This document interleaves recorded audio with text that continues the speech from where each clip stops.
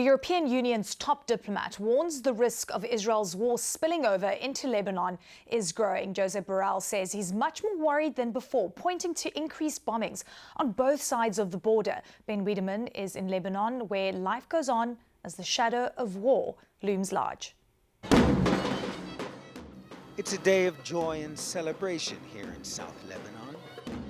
Israeli forces are just about 5 miles away from here, but nonetheless here in the town of Hasbaya, there's a wedding going on. It didn't seem right to spoil this special day for newlyweds Taimur and Fatin with questions about the dark clouds hovering over Lebanon. But one guest told us off camera, we're celebrating here while war is around the corner. Hasbaya has been spared the worst of the barrages and counter-barrages between Israel and Hezbollah. Here they stop anyone from firing towards Israel. Parliament member Ilyas Jarade was elected to represent Christians in this area. Majority of the southern people, majority of the Lebanese people, from all sects, all religions, all parties, they are, in one way or another, they are committed with the Palestinian. Everyone we spoke with had a completely contrary opinion. Few people wanted to speak on camera about the looming danger of war for fear of repercussions. Off camera, we got an earful. There is zero appetite for escalation, little support for Hezbollah. 85-year-old Abu Nabil has seen it all. War and civil war, invasions and occupation. War is ruination, he says. In war, everyone loses, even the winner. Abu Nabil knows of what he speaks.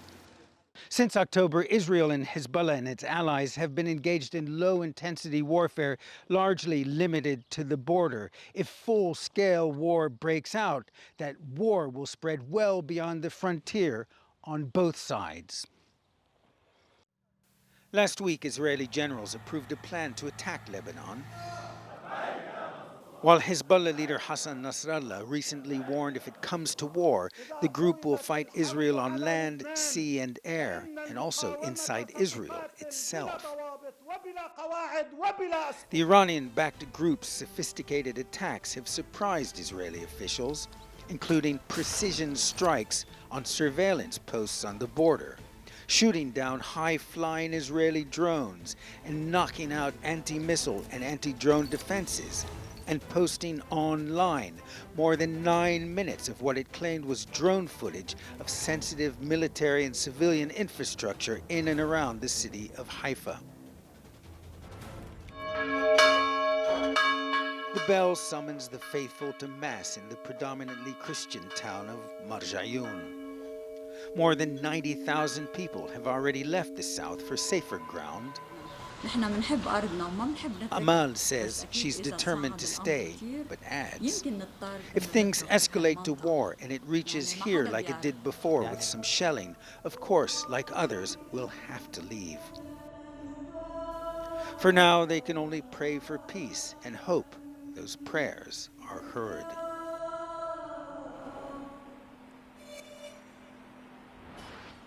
All right, Ben Wiedemann joins us now from Beirut. Ben, I want you to unpack this for us because the rhetoric has definitely changed. There's a sense and major concern about potential escalation. Israel last week approving operational plans for potential offensive in Lebanon. Netanyahu saying they might shift focus to Lebanon. How are people responding on the ground, and what are they reading into this new rhetoric about the prospect of a bigger conflict? Well, people have heard here in Lebanon for months now sort of saber rattling coming from Israel. But I think what has people really worried was what we've heard reported on CNN, that the Biden administration has expressed its full support for Israel in the event of full-scale hostilities between Hezbollah and Israel, which is rather reminiscent of the full-bodied support the Americans voiced at the beginning of the disastrous war in Gaza. So really that has people worried, and we're already seeing signs of things, for instance, cancellations in hotels. Lebanon in the summer, Lebanon is highly dependent on members of the Lebanese diaspora and tourists to come here to bring badly needed hard cash. There have been many cancellations at hotels and elsewhere.